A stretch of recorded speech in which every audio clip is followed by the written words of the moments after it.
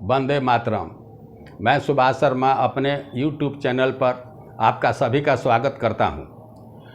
आप सभी देशवासियों, प्रांतवासियों को दशहरा के शुभ अवसर पर मैं शुभकामना देता हूं तथा कामना करता हूं कि सभी खुश रहें तथा सभी का कल्याण हो। मित्रों, आज प्रशांत किशोर के जन स्वराज यात्रा के संबंध में मैं बताने आया हूं।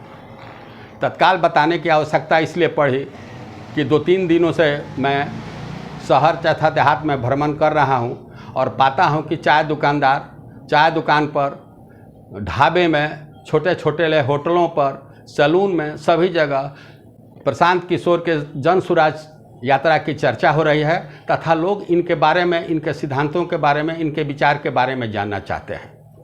इनका जो जन स्वराज यात्रा है गांव से शुरू हो रहा है। गांव तथा पंचायत को केंद्र में रह करके इनके द्वारा समस्याओं को समझने तथा उसका निराकरण करने का प्रयास किया जा रहा है। यह पहली बार हुआ है कि कोई व्यक्ति गांव से अपनी यात्रा शुरू कर रहा है। नहीं तो इसके पहले जितनी पॉलिटिकल पार्टीज बनी हैं, जो चाहे बड़ी पार्टी हैं, छोटी पार्टी हो, प्रांत की राजधानी पटना चाहे देश की राजधानी दिल्ली से ही वहाँ पार्टियाँ बन जाती थी। वहाँ पर कुछ एजेंडा बन जाता था, 10-12 आदमी उसके ऑफिस बीरर बन जाते थे तथा अपने एजेंडा को घोषणा कर दिया जाता था। यह पहली बार हुआ है कि एक आदमी गांव से, ज़मीन से जुड़ करके, गांव के समस्याओं को समझ करके गांव के रोड मैप तैयार कर रहा है तथा हर गांव का एक सेपरेट अकाउंट बन रहा है जिसमें वो गाँव का विकास कैसे किया जाए उसमें समावेश रहेगा। यह नया प्रयोग है।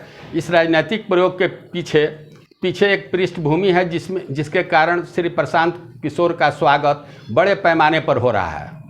मित्रों, आज 20-25 साल पहले, 30 साल कहिए, जयप्रकाश नारायण के आंदोलन से राजनीतिकों का एक वर्ग जन्म लिया था जो समाजवाद के प्रति प्रतिबद्ध था। लेकिन कालांतर में चल करके यह जितने राजनीतिक, सामाजिक न्याय, समाजवाद इत्यादि का जो बड़े बड़े नारा देते थे वो अवसरवाद में बदल गया और सत्ता में बनने रहने के लिए समाज को इन लोगों ने बांटने का शुरू किया।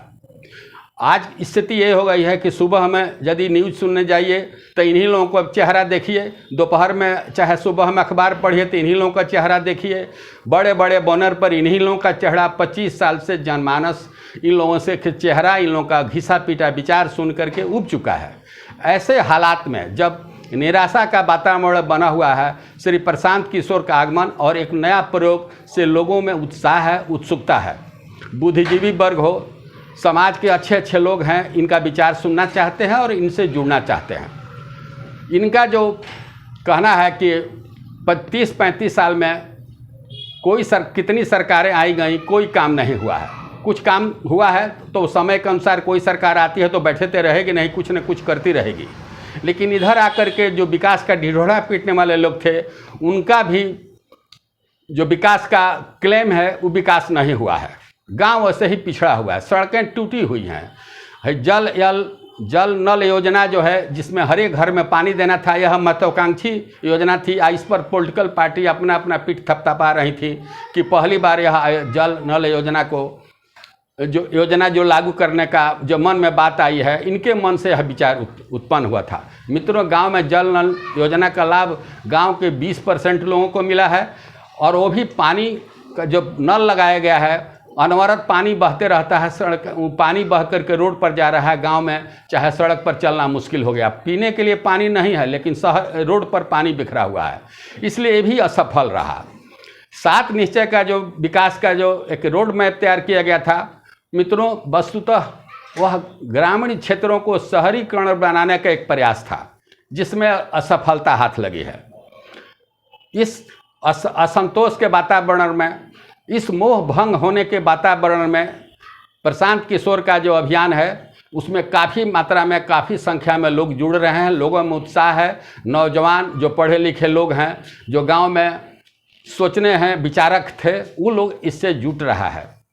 जिससे चर्चा का विषय बना हुआ कि प्रशांत किशोर की योजना है, यदि संघर्ष करने के बाद सफल हो जाती है तो एक राजनीतिक विचारधारा का उदय बिहार में होगा।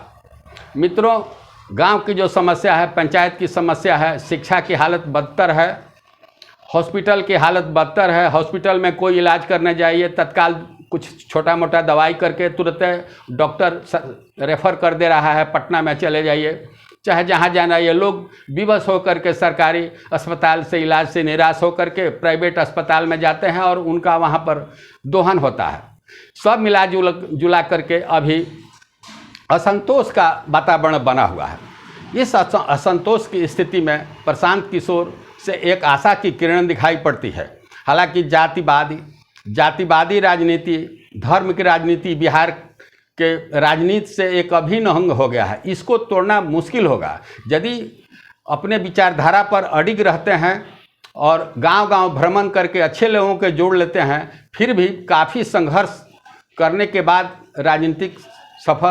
राजनीतिक यात्रा सफल होगी मित्रों। लेकिन इनका कल जो भीतर हरवा से इनका पद यात्रा शुरू हुआ, उसमें जो लोग जमा हुए थे उससे काफ़ी चर्चा है और वर्तमान सरकार से असंतुष्ट, निराशा, घोर निराशा से लोग उबे हुए हैं तथा एक नया विकास पुरुष के तरफ ध्यान दे रहे हैं। और हमको लगता है कि प्रशांत किशोर इसमें अच्छा बैठते हैं। यदि संघर्ष और लोगों का इसी तरह से जुड़ाव हुआ तो एक नया विचारधारा, एक नया रोड मैप, एक समाज के विकास के लिए, गांव के विकास के लिए एक नया ब्लूप्रिंट तैयार होगा। इसी शब्दों के साथ मैं इनके गतिविधि पर, इनके क्रियाकलाप पर आप लोगों को समय समय से अवगत कराते रहता हूं। मित्रों, बाकी जितने नेता हुए हैं, अब लोग नए लोगों को राजनीति में नहीं आने दे रहे हैं। 25-30 साल से यही लोग बने हुए हैं। इन लोगों का बात सुनिए, इन लोगों का चेहरा देखिए, इन लोगों का आपस में लड़ाई झगड़ा सुनिए, सत्ता में बहने के लिए छल कपट प्रपंच इनका सुनते रहिए। अब इन लोगों के बातों में कोई मेरिट नहीं है, इनका आश्वासन खोखली है। इनके द्वारा क्रियान्वयन, जो बात विकास का गाथा गाते हैं, उसका क्रियान्वयन जमीन पर नहीं हो रहा है। ऐसे माहौल में श्री किशोर के तरफ सभी आदमी देख रहा है। आने वाला समय ही बताएगा कि यह संघर्ष का मादा रखते हैं या अपने अभियान में आगे बढ़ते हैं या बीच में ही जात और धर्म के दबाव में राजनीति छोड़ देते हैं। धन्यवाद।